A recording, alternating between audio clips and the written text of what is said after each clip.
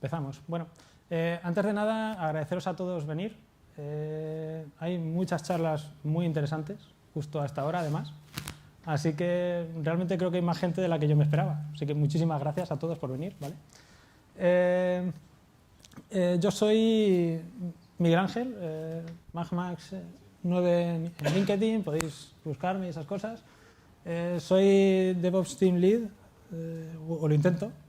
Intento ser DevOps desde hace muchos años. Y bueno, pues aquí podéis encontrar información sobre mí si queréis buscarla. Lo primero que quiero hacer es pediros perdón, porque es que resulta que esta charla en realidad no va sobre Jenkins, ¿vale? En realidad esta charla va de cualquier servidor de integración continua que queráis. Lo que pasa es que nosotros utilizamos Jenkins, pero bueno, en realidad lo que voy a contaros hoy no es tanto de Jenkins, sino de los principios que estamos siguiendo y que podéis seguir con cualquier otro. Bueno, iba a mencionar alguno de pago, pero por no hacerles publicidad, con cualquiera que queráis, ¿vale? ¿Por qué esta charla? ¿No?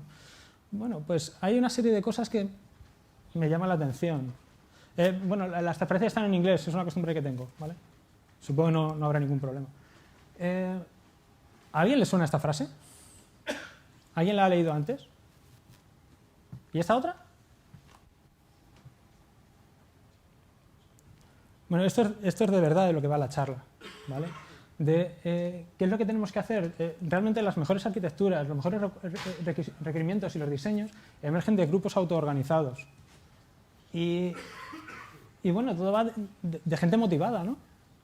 Y eso es lo que viene en los principios que hay detrás del Agile Manifest. Tenéis el link en el Agile Manifest a los 12 principios que hay detrás y entre ellos están estos dos. Pues de eso es de lo que quería hablar yo hoy, en realidad. De lo cual me alegro, porque si llego a hablar solo de Jenkins, Jessica me hubiera pisado totalmente la charla. Entonces, pues bueno, pues así por lo menos tengo algo que contar que no haya contado ella ya. Bueno, vamos a ver. Durante el desarrollo hay muchos problemas, muchísimos. Entonces yo voy a mencionar algunos de ellos y voy a mencionar también cómo los hemos solucionado. Y los hemos solucionado gracias a Jenkins, gracias a, bueno, algunas historias que hemos montado por detrás de Jenkins que nos han permitido pues ir solucionándolos, ¿no? Por ejemplo, durante el desarrollo pues es necesario organizar el código y hay muchas maneras de organizarlo. Principalmente podemos organizarlo con un repositorio diferente para cada proyecto. Eso es muy bonito decirlo, pero el problema del software es que crece. Y cuando crece, pues intentamos, los desarrolladores, yo soy desarrollador, yo me considero desarrollador, pero el desarrollo intenta siempre el dividir el código porque ya llega un momento en el que se hace inmanejable, entonces necesita reutilizar. ¿Y qué es lo que tiene más a mano? Si ya tengo un repositorio, pues tengo el propio repositorio. Y entonces se encuentra con el problema de que ya no tienes un proyecto en un repositorio, sino que tienes realmente varios proyectos en el mismo repositorio. Esto es más habitual. O sea, si empiezas a dividir en librerías y tienes 70 librerías, nadie es capaz de manejar 70 repositorios, ¿vale? Y también hay otro problema y es tener un poco una mezcla de ambas cosas. Supongo que esto es lo que tendréis la mayor parte de vosotros, porque empezamos todos con muy buenas prácticas, de decir, este proyecto, este repositorio, este proyecto, este repositorio, poco a poco empiezan a tener librerías, empiezan a converger, empiezan a diverger, y al final eso es un caos, ¿no? Es un poquito lo más normal. Bueno, esto provoca que haya que pelearse con las dependencias que hay entre proyectos y también entre los repositorios, por lo que digo, por la propia naturaleza del mismo software, por el intento de reutilizar ese código, ¿no? Otro problema también que nos encontramos muchas veces es la propia arquitectura, porque puede ser un monolito, o puede ser microservicios, o puede ser pues micromonolitos, ¿no? Cuando tenemos microservicios que han empezado a crecer y a crecer, a crecer, ¿no? Entonces, pues compilar todo esto, gestionar la compilación de esto, pues también puede ser complejo.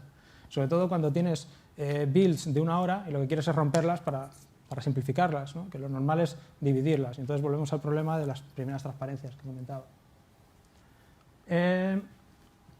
Como decía, pues nuevamente volvemos, ya no solamente problemas entre repositorios, que es el problema entre el código, problemas entre las aplicaciones, sino ya problemas entre servicios, librerías, que incluso puede ser ya que la gente, con esto de los containers, como puedo elegir el lenguaje que me dé la gana, pues empezamos a tener problemas también entre el lenguaje de programación.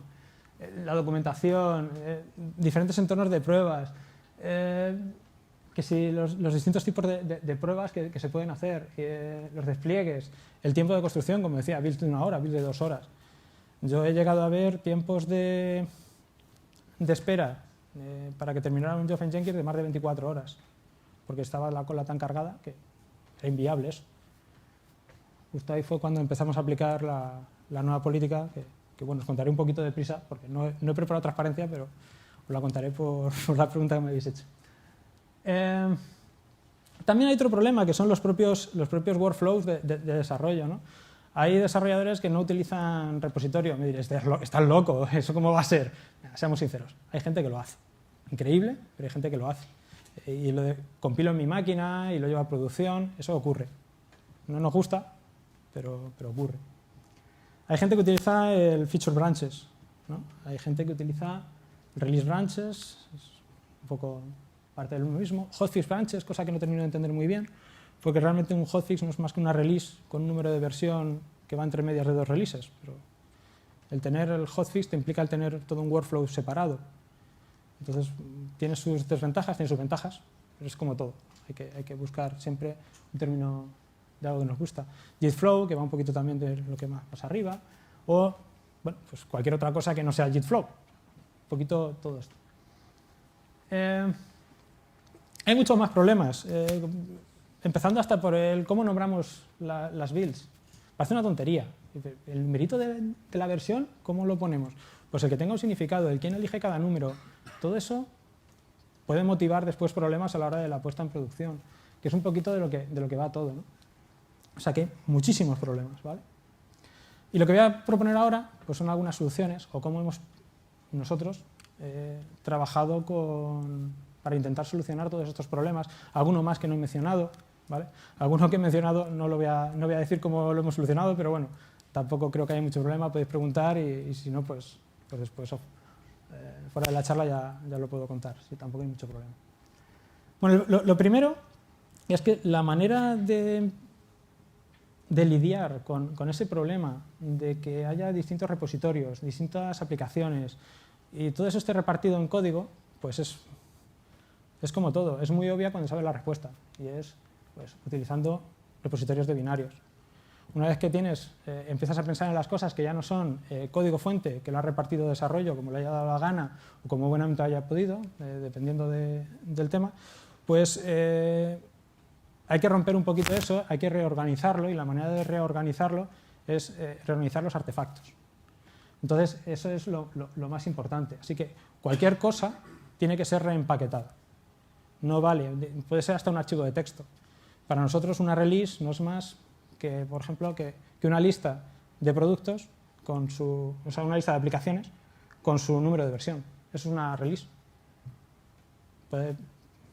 Normalmente diréis, joder, también necesito algunas cosas más, ¿no? Pero en realidad con eso es suficiente y el resto de información pues lo sacamos de otro sitio. Entonces eso necesitamos darle una entidad y como necesitamos que tenga una entidad, pues lo que hacemos es que lo empaquetamos. Entonces ya tenemos una entidad.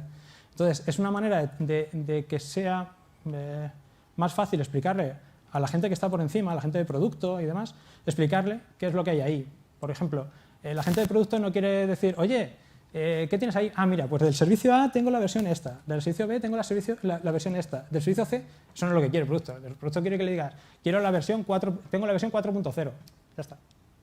Quieren algo más simple. Pues esa manera de simplificar para nosotros es generando artefactos. Nuestro sistema de paquetes favorito es Docker. ¿Por qué? Pues porque nos permite muchas cosas, pero eso no significa que sea el único. Por ejemplo, zip, si tenemos solamente una lista de aplicaciones y versiones, pues zip puede ser más que suficiente. Nosotros utilizamos uno que es Sonatime Nexus, hay otros, está JFrog, que es el que ha mencionado Jessica, está Artifactory, hay diferentes, no importa en realidad. Lo importante es utilizar alguno, ¿vale? En realidad esto no resuelve nada por sí mismo, porque incluso te puede generar más problemas, porque tienes más cosas que administrar, más cosas que gestionar, pero lo que sí que te permite es resolver las dependencias entre proyectos, porque ya no hay dependencia entre proyectos, ya son artefactos. Simplemente cojo el artefacto, lo despliego o no lo despliego. Ya no hay esa dependencia en sí misma. Docker te permite pues encapsular lo que hay ahí dentro, incluso parte de la configuración. Kubernetes es una capa por encima de Docker. También un poquito parece que si en una charla aquí no se menciona Kubernetes, no se menciona Docker, pues no es una charla de DevOps, ¿no? No sé, iba a contar algo, pero es que después del día de hoy, que todo el mundo habla de Kubernetes, pues un poco... Y consistencia, MD5, SHA-1, pues también es importante. Nosotros en Recreativo Franco pues tenemos muchas veces que lidiar con temas de certificaciones, con temas de cumplir con la legalidad, y muchas veces lo que nos piden es una compilación supervisada, que consiste en ir demostrando que el código fuente se transforma en el código y que el código que estamos metiendo en producción es exactamente el que se corresponde con el código que nos han auditado. Pues para poder hacer eso pues hay que jugar mucho con las SAS. Y, bueno, en realidad con hashes. Bueno, una advertencia, un consejo que suelo dar es que cuando trabajamos con repositorios binarios siempre generemos las hashes de las salidas. Es decir, siempre que vayáis a generar algo, pues decir, lo que he generado tiene esta hash. Pero también generar de las entradas, de tal manera que si tenemos un pipeline, pues cada elemento del pipeline diga, oye, lo que ha entrado tiene todas estas hashes, lo que ha salido tiene todas estas hashes. Y de esa manera se va uniendo, queda una cadena de qué es lo que ha ido ocurriendo en todo el pipeline. Puede ser que nunca lo necesites, pero cuando lo necesitas es muy útil, porque estás seguro de que lo que tienes a un lado y a otro es el mismo. Y me podréis decir, pero bueno, ¿y qué tengo que hacer? ¿Generar el MD5, el SHA-1 de todos los ficheros de código fuente? Bueno, en realidad sí, pero no es del todo necesario, porque hay que recordar que los git commits son SHA-1. Entonces, solo guardándote el commit, ya tienes una suma MD5 de todo lo que hay dentro. De alguna manera puedes recalcularlo, es muy sencillo. De hecho, basta con mirarlo en Git, es suficiente. Bueno, otra de las cosas con las que, y esta sí que va un poquito más sobre Git, una de las cosas con las que hay que trabajar es con el BitScript a la hora de utilizar Jenkins, ¿no? Como decía, no ya Jenkins, cualquier servidor de integración continua. Y una de las cosas más importantes con las que me he encontrado es precisamente esta. Que el build script, el script que sirve para indicarle a nuestro servidor de integración continua cómo tiene que trabajar, debe estar en el repositorio. ¿Por qué es importante eso? Porque en el momento en el que no está en el repositorio, desarrollo ya no tiene el control sobre ello. Entonces, si quieren hacer cualquier cambio, no lo tienen que pedir. Un ejemplo, Jenkins. En Jenkins podéis crear los jobs yéndoos por la GUI y le dais a crear un nuevo job y le vais poniendo cada uno de los pasos que queréis realizar, ¿no? El problema de eso es que si un desarrollador quiere un cambio, ha cambiado un directorio, pues directamente se rompe la build y os llega y os dice, oye, que se me ha roto la build. Y tenéis que ir vosotros a arreglarlo porque él no tiene permisos. O si tiene permisos, pues entonces tiene permisos para romper más cosas. Entonces muchas veces no quieres darles tantos permisos, ¿no? Entonces es importante que todo quede registrado.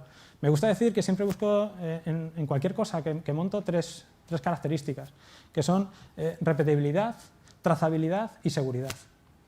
Entonces, en realidad, si el build script está en el repositorio, cumple las tres. Bueno, por lo menos dos. La de la seguridad podemos discutirla, ¿no? Pero automáticamente ya la persona que lo toca ya tiene que firmar que ha sido él. Entonces, ya queda trazable. Se puede replicar, claro, es un fichero, lo puedes copiar a donde quieras, por lo cual cumple las tres condiciones que suelo imponer. Y lo importante es confiar en los desarrolladores. La pueden liar, pero es que, seamos sinceros, nosotros también. Entonces, pues bueno, ¿qué es lo que suele ocurrir? Pues que ellos tocan y si hay suerte, funciona como esperan, y si no hay suerte, pues vienen a pedirnos ayuda, que es lo que hubieran hecho en cualquier otro caso.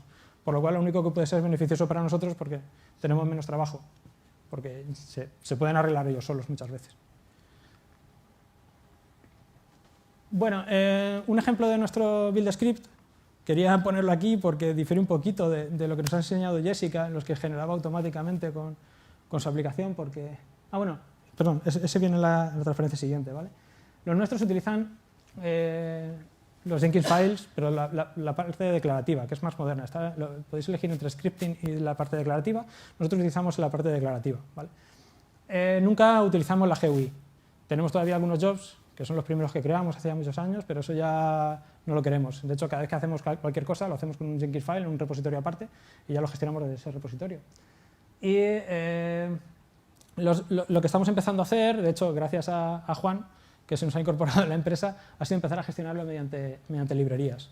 Entonces, se queda todo mucho más sencillo y nos permite realizar cambios simultáneamente en todos los jobs o en un conjunto, o depende, depende del caso, claro. Y esas librerías nos permiten, pues, como digo, tener un código que está replicado, porque está todo en Groovy en realidad.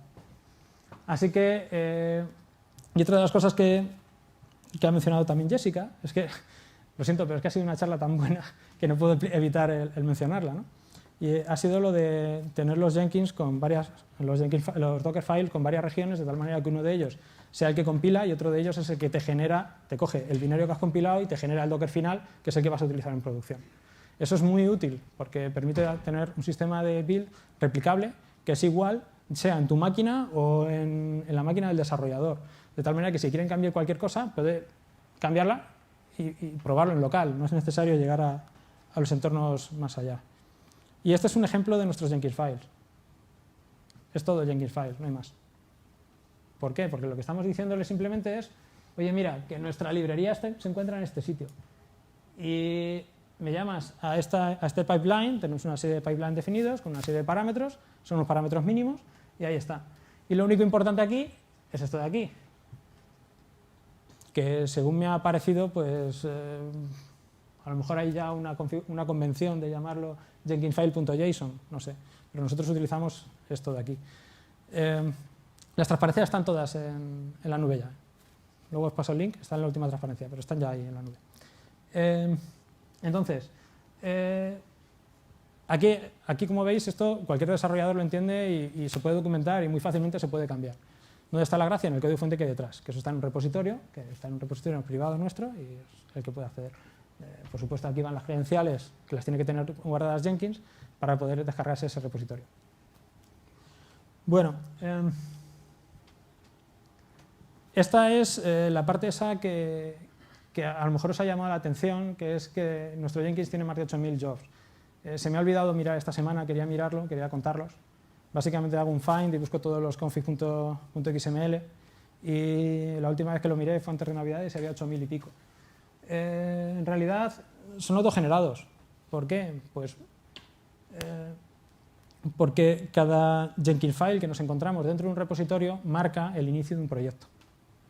Eso quiere decir que si tú quieres empezar un nuevo proyecto, no necesitas irte a hablar con el equipo de DevOps y ver cómo lo montas, sino que directamente te creas un nuevo directorio, creas un fichero Jenkins file y Jenkins, bueno, Jenkins en realidad no, es un pequeño programita que tenemos que lo que hace es que va monitorizando cada uno de los cambios del repositorio, se da cuenta que hay un Jenkins file ahí nuevo, mira en Jenkins y dice, oye Jenkins, este job no lo tienes, pues créalo. Y tenemos una plantilla que lo único que hace es que crea todos los jobs iguales, porque los jobs lo único que hacen es descargarse el código fuente y llamar a Jenkins file. Ya está. Entonces es común para todos. Es muy sencillo, una plantilla muy sencilla, muy sencilla. Esa la podríamos haber compartido. Si eso a lo mejor luego la meto también en el repositorio, ¿vale? Hay otra opción, porque muchas veces eso de que un directorio sea un proyecto no es suficiente, sobre todo por las dependencias. Cuando tenemos algunas dependencias que son cosas, en mi opinión, poco deseables, pero que al final son necesarias, que es, por ejemplo, cambio una librería y quiero que se compile también este proyecto porque utiliza esa librería, pues entonces lo que ofrecemos es otro mecanismo manual que un poco anula al primero, ¿no? Y lo que hacemos es que la gestión de las builds, si hay un directorio con un nombre determinado, pues la gestiona un Jenkins file maestro, por decirlo así. Y ese Jenkins file maestro lo gestiona desarrollo bajo su cuenta y riesgo. Ese bajo su cuenta y riesgo, claro, para llegar a 8.000 jobs, gestionar un pipeline como tenemos ahora, que ¿cuántos jobs puede llegar a tener? ¿Unos 40 o 50? Pues gestionar todo el pipeline ese puede ser muy complejo. Entonces, realmente lo que han hecho desarrollo es, se ha hecho un pequeño programa que parsea los Gradle y va viendo qué proyectos tienen dependencias de qué proyectos. Generan un árbol, al árbol le dan la vuelta, es un árbol invertido, de tal manera que miran a ver qué proyectos no dependen de nadie. Entonces, los proyectos que no dependen de nadie se ponen en la primera etapa. Y ahí tenemos builds paralelas. De tal manera que en la primera etapa solamente se construyen aquellas librerías de las que no depende nadie. En la segunda etapa se construyen aquellas librerías que no dependen de nadie o de las de la primera etapa, que ya han sido construidas. De esa manera tenemos un pipeline en el que nos aseguramos que todo se ha compilado recientemente en la última versión que se necesitaba. ¿Vale? Entonces así que siempre se coge la última versión del código. Y además tenemos también este programa que os he dicho que bueno, en realidad hacemos uso un poquito mixto del plugin de un job por rama que ya tiene Jenkins, y entonces cada rama crea sus propios jobs y llegamos a los 8000 jobs porque estamos multiplicando que cada rama que se crea se miran todos los Jenkins files que hay y se generan automáticamente tantos jobs como Jenkins files haya. Eso significa que cada vez que alguien branchea y crea una rama se pueden crear 80 jobs. Pero es que son efímeros. Entonces se destruye la rama, se destruyen los jobs. Y es muy cómodo. Puede parecer una exageración, puede parecer es que hay que administrar mucho. No hay que administrar nada, es que se gestiona solo. Lo único, la basurilla que queda dentro de los builders, pero como nuestros builders son efímeros, porque eso no, se me ha olvidado comentarlo en las transparencias, ¿vale? Nuestros builders son efímeros. Lo que hacemos es, tenemos un programita que va mirando cada minuto cómo está la cola de Jenkins. Entonces, si vemos que hay algún label del cual no hay builders, pues directamente llamamos a un Terraform que nos levanta builders en Amazon. Entonces empieza a construir. Tenemos un sistema de gestión incluso para decidir cuántos builders por proyecto. Entonces podemos ponerle límites, podemos decir, este proyecto vamos a levantarle un builder cada 5 jobs que estén esperando en cola, o cada 10, o cada 2, dependiendo del tiempo que tarden, dependiendo de los recursos que tengan o de lo importante que sea el proyecto. ¿Vale? Y sobre todo lo que hacemos es paralelizar y paralelizar.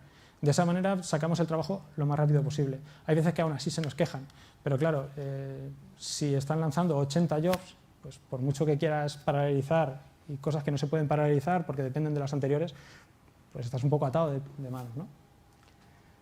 Algunos avisos, algunas advertencias que me ha dicho la experiencia, pues siempre poner timeouts. ¿Por qué? Porque por lo que sea, la build se queda tostada y se queda tostada durante días. Lo que nos interesa es que el builder se libere y que vamos a otro trabajo, al que sea. Los timeouts pueden ser exagerados, eso no importa, pero tiene que haber un timeout. Si una build tarda 5 minutos, poned un timeout de 3/4 de hora. No importa, pero lo importante es que nos aseguremos de que en algún momento va a terminar. Si la build tarda 1 hora, poned un timeout de 4. No importa, pero nos aseguramos que por lo menos en algún momento eso acaba. Perdón. Y hay un pequeño problemilla en los Jenkins files, es Groovy. Los Jenkins files se compilan a Groovy. Entonces, si ese Jenkins file tiene una función demasiado grande y una función es todo aquello que vaya en un stage, pues eso compila a Groovy, y Groovy tiene un tamaño máximo de funciones, lo cual da lugar a una situación muy poco divertida, que es muy difícil de depurar, porque no hay manera de saber qué es lo que está pasando ahí dentro.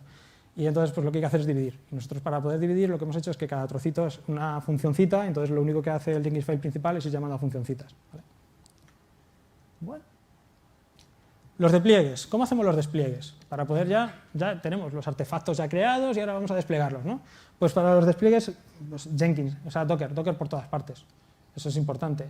Algunos lo gestionamos por Jenkins, pero en realidad tenemos nuestra propia solución para eso, interna.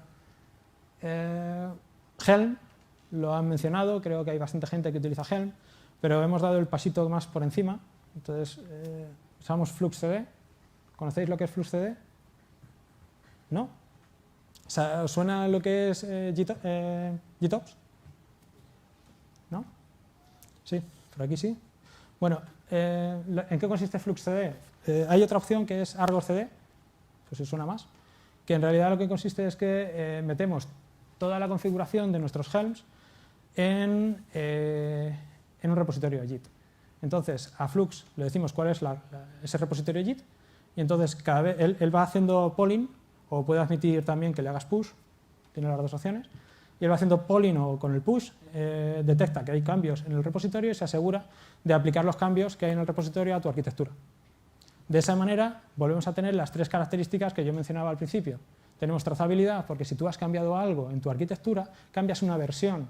Entonces tienes que hacer una pull request en caso de producción o haces el commit directamente en la rama adecuada y se aplica en el momento en los entornos de desarrollo y eso va a misa. O sea, eso se aplica, pero se aplica en el momento. No hay más términos intermedios. Entonces, si alguien rompe algo, ¿quién ha sido el que lo ha roto? Vamos a la historia de Git. ¿Ya está? Ya lo sabemos. Es replicable. ¡Ay, créame otro entorno! Vale, copio este directorio y ya está creado. Más replicable que eso, más fácil. Entonces, es muy, muy, muy cómodo.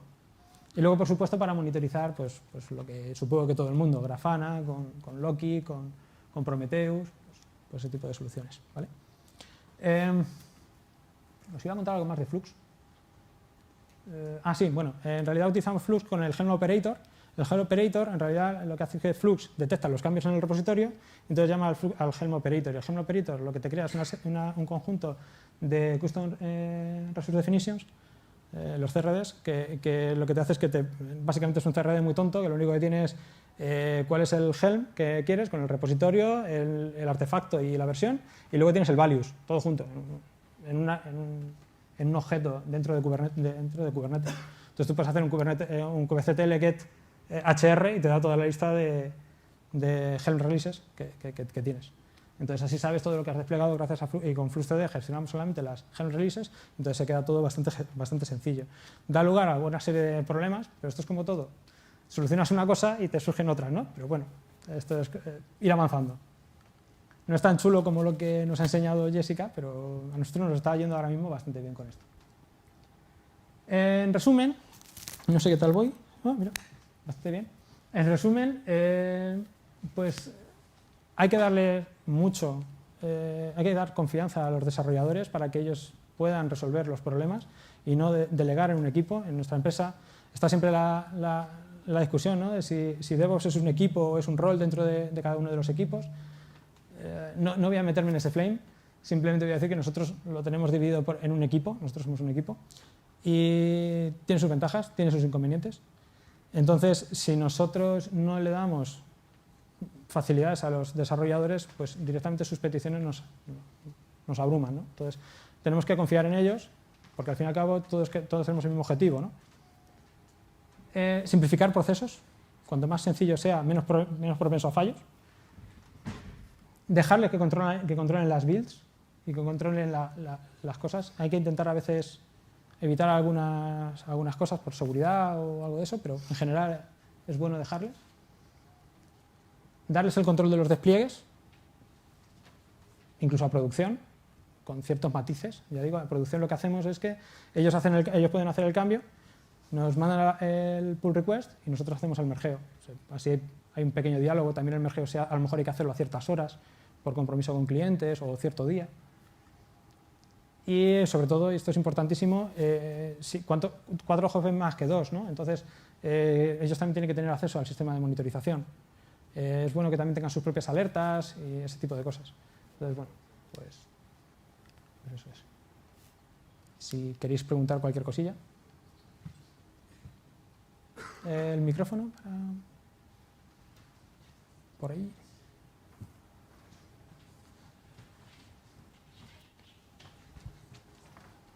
Es que... ¿Estás por aquí? Se nos ha ido el comentario.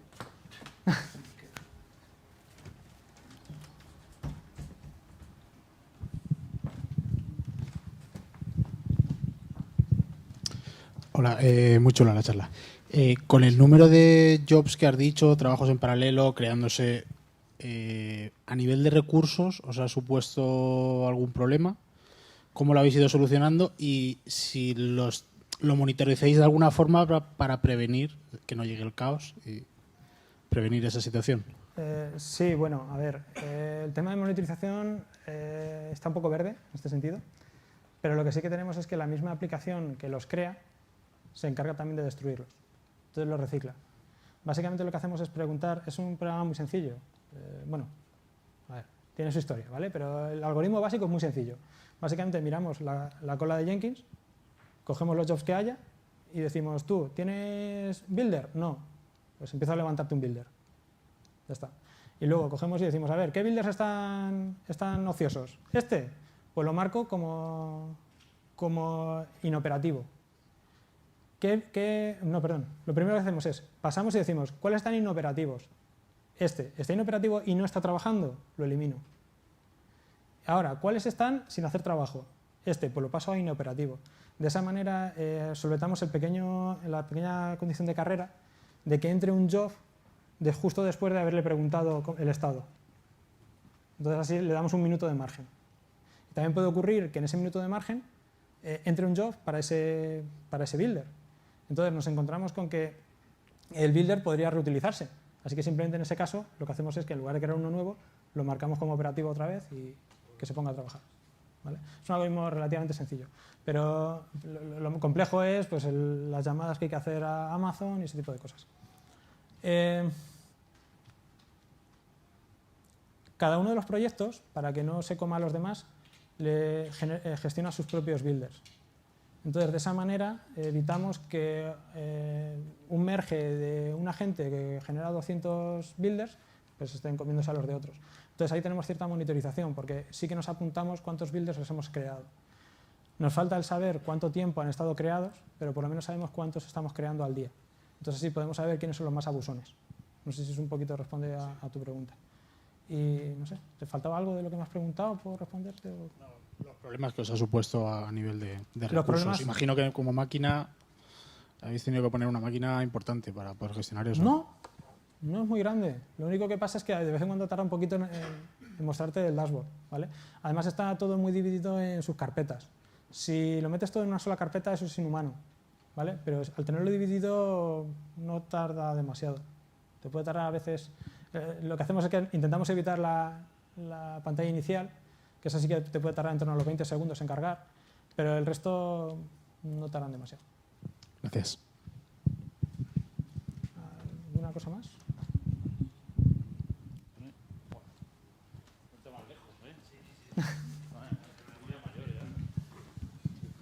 Muchas gracias. Hola, ¿qué tal? Lo primero, muchas gracias por la ponencia. A vosotros por venir. Muy entretenida. Saber si el Jenkins que estás utilizando es el de CloudBees o es el Jenkins on-premise. Y luego, con la cantidad de jobs, trabajos en paralelo y demás, ¿cómo gestionas la generación de todos los logs que genera Jenkins y temas de inodes también a nivel de recursos de la máquina? ¿Y qué políticas de estrategias de rotado, políticas de borrado estableces pues, para toda esa cantidad de trabajo?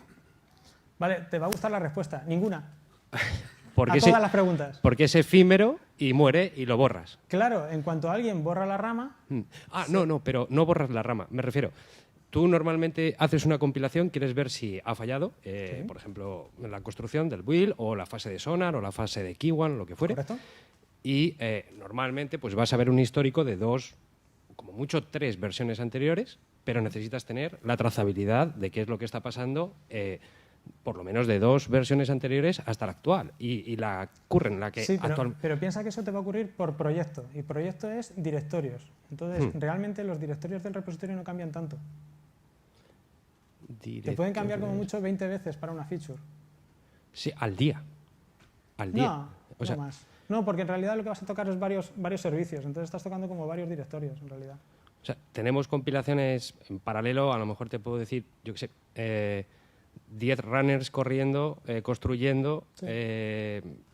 multitud de ramas, multitud de proyectos cambiantes y hay momentos en los que la solución es añadir más madera, más disco Sí. para almacenar Sí, sí. ¿Eso cómo lo gestionáis vosotros con todo el trabajo? No estoy seguro, te hablo de memoria, pero juraría que nuestro Jenkins tiene 1 tera. ¿Con 1 tera apañado? Sí. Por eso te digo que es que tampoco es una cantidad desorbitada. Y Lo que sí, a ver, te he dicho que las cosas son efímeras, pero te miento ligeramente, porque la rama master siempre está ahí. claro. Entonces, en realidad las ramas de feature, esas sí son efímeras, pero la rama de master, esa se queda ahí siempre.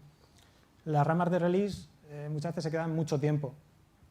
Aunque está cerrada la release, aunque todo lo que tú quieras, pero por lo que sea no han borrado la rama, está tagueado, pero no está borrada la rama, pues claro, sigue existiendo el job en Jenkins. Claro. Pues puede estar mucho tiempo, pero no es tanto. En realidad solamente tenemos un par de proyectos, que son los proyectos que utilizan MS-Build, que eso genera basura toda la que quieras, y eso sí que consume mucho. Estamos hablando de unas 50 megas de log, solo de log, por build. Entonces, claro, dices, joder, 50 megas, pero claro, empiezas a multiplicar 50 megas por todos los proyectos y sí se te va mucho. Claro. Pero se te va, ¿qué? 400 megas. O sea no era algo exagerado tampoco. Porque además creo que después lo cipea directamente Jenkins. O sea, no. Claro, la idea es eso. Algún tipo de política de que lo saque. Por ejemplo, nosotros trabajamos con CloudBees y son volúmenes. Al final, donde lo estás persistiendo, necesitas que la máquina anfitriona pues tenga una capacidad importante y además estar aplicando algún tipo de rotado, cipeo y movimiento a otro espacio donde no te ocupe Nosotros y te tire la máquina. La versión, el WAR que te ofrecen, lo hemos descargado y lo tenemos en nuestros propios servidores. Vale. Y no cuesta nada montarlo porque descargarte el WAR y ejecutarlo. Sí, o sea, como el local. O sea, sí. Entonces eso es lo mejor. Y si quieres incluso lo metes dentro de tu red privada y ahí tienes ya la seguridad. O sea, que no. Muchas gracias. Y respecto a las ramas master, que son las que de larga duración, pues es que a todas las builds, ya sean master o no, en el propio Jenkins file, como lo gestionamos nosotros desde nuestra librería, le hemos metido para que tiene un tamaño máximo. Creo que son 20 builds. Si te pasas, pues fuera. ¿Qué pasa? ¿Que nos falta disco? Pues no está. 10 builds. Más madera, claro. Limitas o por un lado o añades por otro. Pero al estar todo centralizado ahora lo tenemos muy fácil, porque si se diera la situación, solo tenemos que decir, bueno, pues si 10 builds son muchas, pues 8, y automáticamente se borran todos. Entonces. Claro. Okay. Muchas gracias. Bueno, me dicen que no hay tiempo. Muchísimas gracias. Un aplauso muy fuerte para...